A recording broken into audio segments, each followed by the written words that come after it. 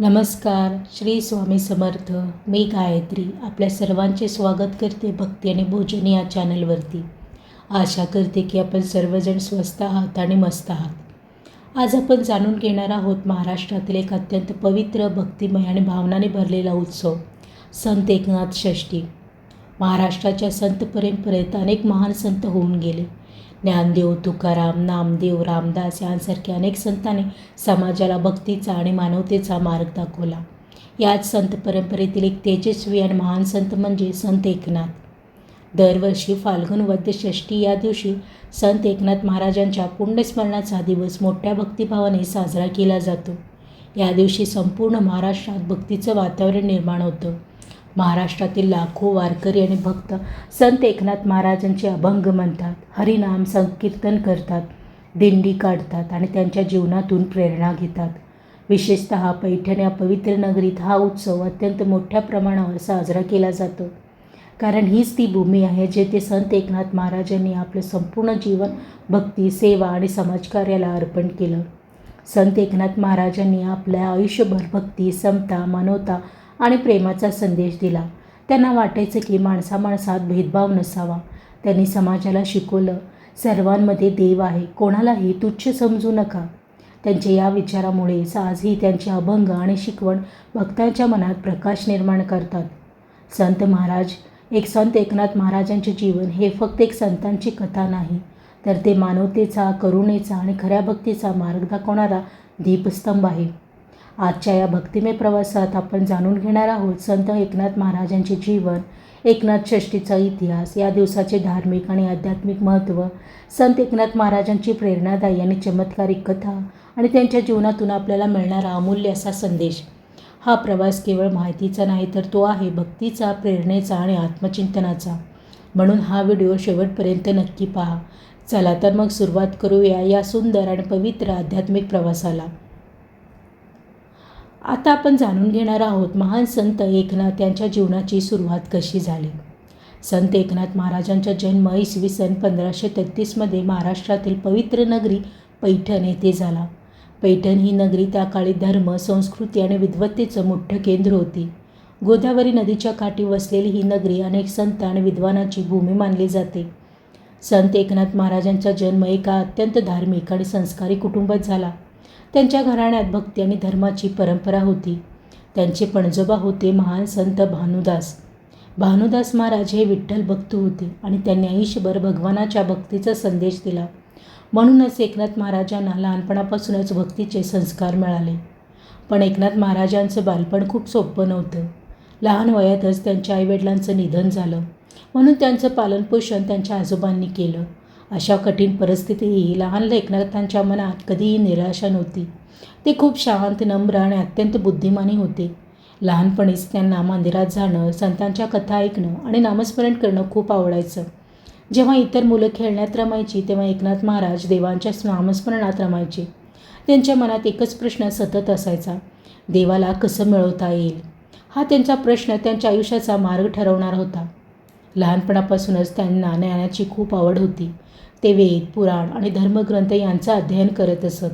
त्यांची स्मरणशक्ती इतकी विलक्षण होती की एकदा ऐकलेली गोष्ट ते कधीच विसरत नसत. लोकांना तेव्हा जाणवायला लागलं की हा मुलगा साधा नाही, भविष्यात हा नक्कीच एक महान संत होणार आहे.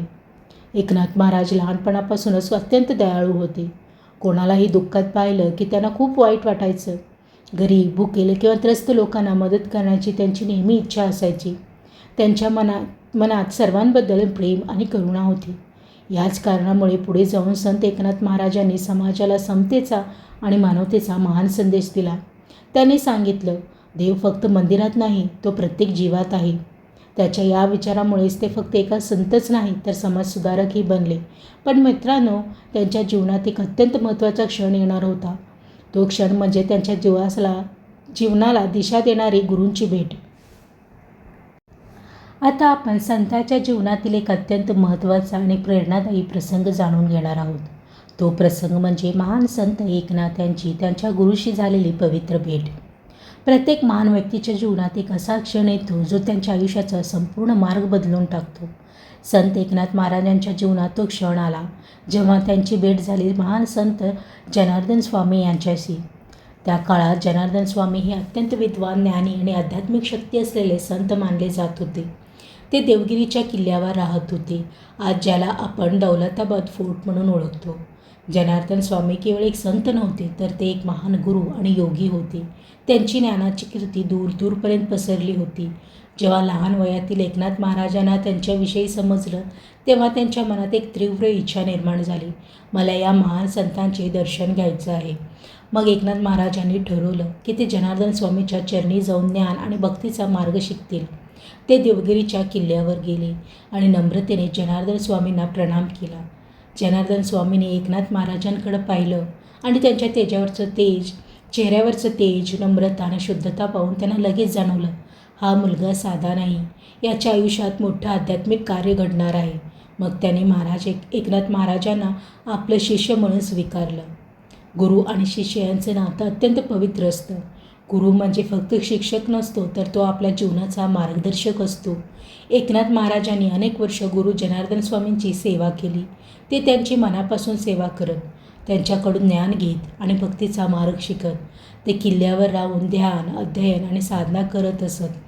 जनार्दन स्वामींनी त्यांना वेद, शास्त्र आणि अध्यात्माचं गूढ ज्ञान दिलं. पण त्यांनी एकनाथ महाराजांना एक अत्यंत महत्त्वाचा धडा शिकवला. खरी भक्ती म्हणजे अहंकार सोडून नम्रतेने जीवन जगणं. एकनाथ महाराजांनी हा संदेश आयुष्यभर जपला. गुरूंच्या मार्गदर्शनामुळे त्यांच्या जीवनात आध्यात्मिक परिवर्तन घडलं. ते केवळ विद्वान झाले नाहीत, तर एक महान संत बनले. जर जीवनात योग्य गुरु मिळाला तर माणसाचं आयुष्य पूर्णपणे बदलू शकतं.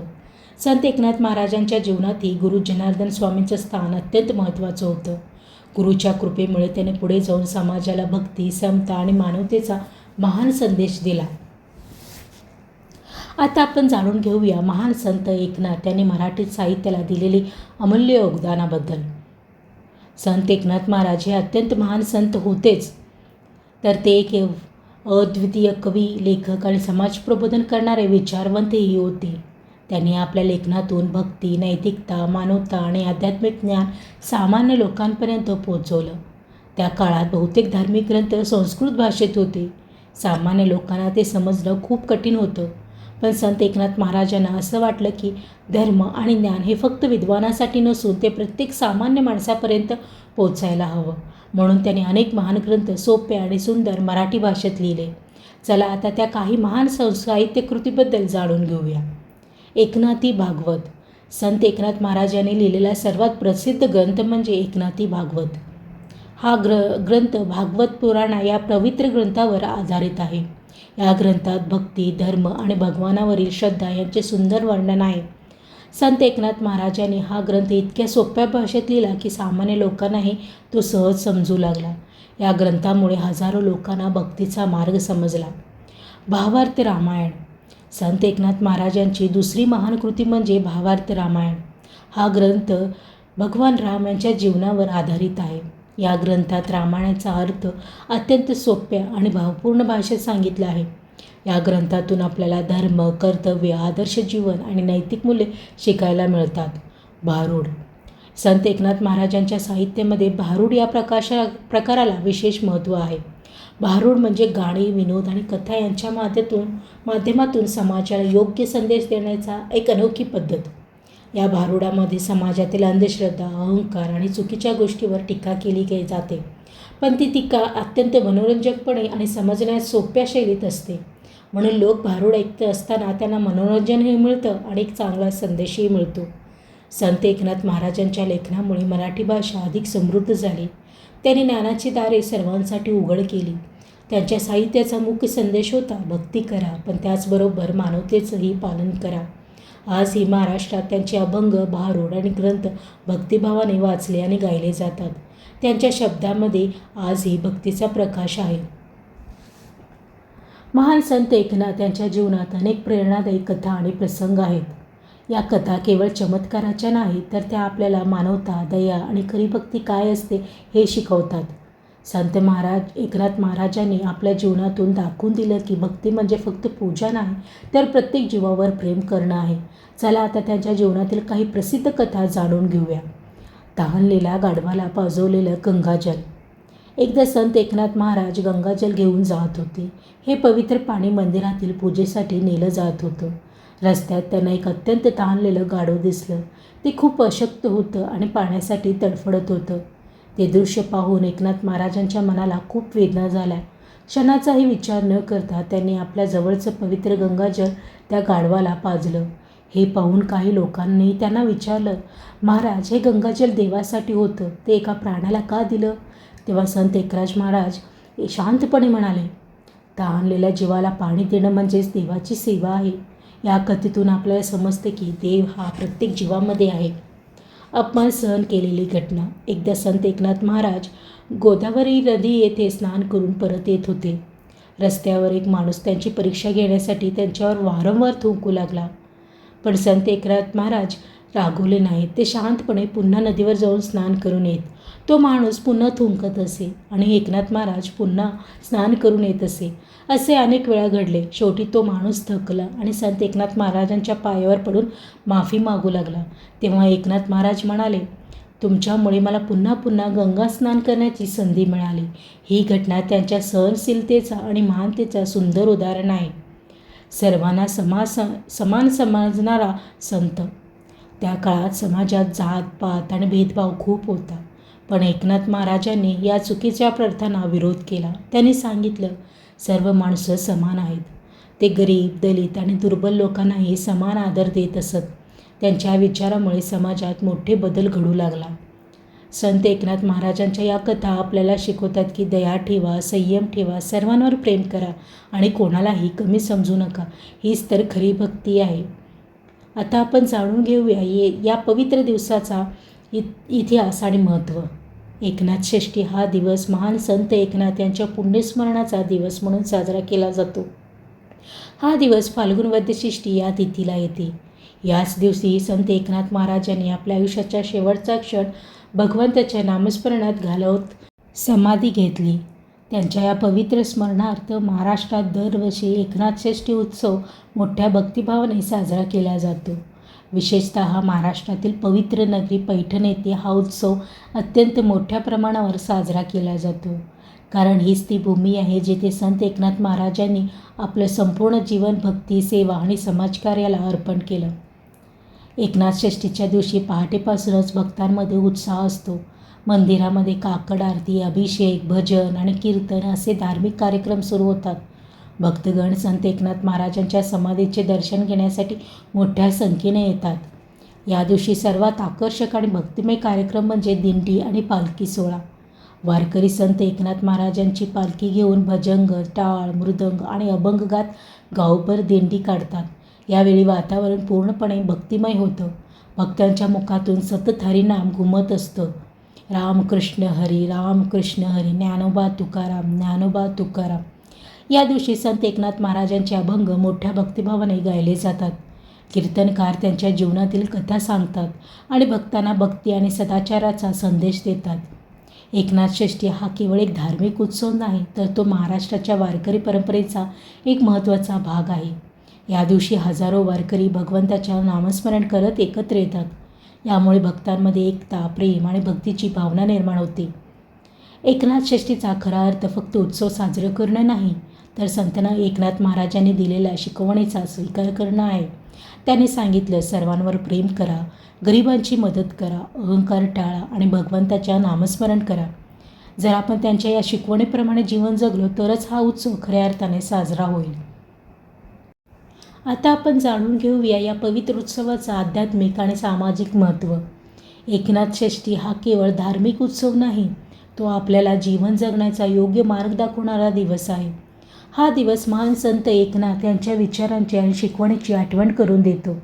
संत एकनाथ महाराजांनी आपल्या संपूर्ण आयुष्यात भक्ती, समता आणि मानवतेचा संदेश दिला. त्यांच्या मते खरी भक्ती म्हणजे फक्त मंदिरात पूजा करणं नाही, तर प्रत्येक माणसाशी प्रेमानं वागणं आहे. एकनाथ षष्ठीचा सर्वात मोठा आध्यात्मिक संदेश म्हणजे नामस्मरण आणि भक्ती. संत एकनाथ महाराज नेहमी सांगायचे, भगवंताचं नाम घेत राहिलं तर मन शांत होतं आणि जीवनात सकारात्मक ऊर्जा निर्माण होते. म्हणून या दिवशी हजारो भक्त भजन, कीर्तन आणि अभंग गात भगवंताचं नामस्मरण करतात. या भक्तीमुळे मनातील नकारात्मकता विचार दूर होतात आणि मनात शांती निर्माण होते. संत एकनाथ महाराजांनी समाजाला एक अत्यंत महत्त्वाचा संदेश दिला. सर्व माणसं समान आहेत. त्या काळात समाजात जातपात भेदभाव खूप होता, पण त्यांनी या अन्यायाविरुद्ध आवाज उठवला. त्यांनी सर्व लोकांना समान आदर दिला आणि समाजाला समतेचा मार्ग दाखवला. आजच्या काळातही हा संदेश अत्यंत महत्त्वाचा आहे. संत एकनाथ महाराजांच्या मते दुसऱ्यांची सेवा करणं म्हणजे देवाची सेवा करणं. म्हणूनच एकनाथ षष्ठीच्या दिवशी अनेक भक्त गरीब आणि गरजू लोकांना मदत करतात. अन्नदान, वस्त्रदान, सेवा कार्य केलं जातं. हीच खरी संतांच्या शिकवणीची पूर्तता आहे. एकनाथ षष्ठी हा उत्सव महाराष्ट्राच्या वारकरी परंपरेचा एक महत्त्वाचा भाग आहे. या दिवशी हजारो वारकरी एकत्र येतात आणि भक्तीचा उत्सव साजरा करतात. या उत्सवामुळे समाजात एकता, प्रेम आणि बंधुभाव वाढतो. आज आपण महान संत एकनाथ यांच्या जीवनाचा सुंदर आणि प्रेरणादायी प्रवास जाणून घेतला. त्यांचा जन्म, त्यांचं बालपण, त्यांच्या गुरूचं मार्गदर्शन, त्यांनी लिहिलेले महान ग्रंथ, त्यांच्या जीवनातील प्रेरणादायी कथा आणि एकनाथ षष्ठी या पवित्र दिवसाचं महत्त्व, हे सर्व आपण आज जाणून घेतलं. संत एकनाथ महाराजांचं जीवन आपल्याला एक अत्यंत महत्त्वाचा संदेश देतं. भक्ती म्हणजे फक्त पूजा किंवा विधी नाही. भक्ती म्हणजे प्रेम, दया आणि सेवा. त्यांनी आपल्या आयुष्यभर समाजाला समतेचा मार्ग दाखवला. त्या काळात समाजात अनेक भेदभाव होते, पण संत एकनाथ महाराजांनी सर्वांना समान मानलं. त्यांनी शिकवलं, कोणालाही कमी समजू नका, प्रत्येक जीवांमध्ये देव पहा आणि सर्वांवर प्रेम करा. त्यांच्या या महान विचारांमुळे आजही लाखो लोक या मार्गावर चालतात. आजच्या धावपळीच्या जीवनात आपण अनेकदा तणाव, चिंता आणि स्पर्धेमध्ये अडकतो. अशा वेळी संत एकनाथ महाराजांची शिकवण आपल्याला योग्य दिशा दाखवते. जर आपण त्यांच्या शिकवणीप्रमाणे नम्रता, दया आणि प्रेमाने जीवन जगलं तर आपलं जीवन नक्कीच आनंदी आणि सुंदर होईल. चला तर या पवित्र दिवशी आपण एक छोटासा संकल्प करूया. दररोज थोडा वेळ भगवंताचं नामस्मरण करू, गरजू लोकांना मदत करू आणि आपल्या जीवनात प्रेम आणि समतेचा मार्ग स्वीकारू. ही संत एकनाथ महाराजांना खरी श्रद्धांजली असेल. जर तुम्हाला हा व्हिडिओ आवडला असेल तर नक्की आपल्या मित्रमैत्रिणीबरोबर आणि कुटुंबासोबत शेअर करा, जेणेकरून अधिकाधिक लोकांना संतांच्या महान विचारांची प्रेरणा मिळेल. जर ही माहिती आवडली असेल तर भक्ती आणि भोजन या चॅनलला शेअर करायला, सबस्क्राईब करायला, लाईक करायला आणि कमेंट करायला विसरू नका. माहिती देताना जर काही माहिती चुकीची केली असल्यास मी तुमच्या सर्वांची माफी मागते. पुन्हा भेटूयात. मी गायत्री आपल्या सर्वांचा निरोप घेते. पुन्हा भेटूया असाच एका सुंदर आणि प्रेरणादायी विषयासोबत. तोपर्यंत नमस्कार. श्री स्वामी समर्थ.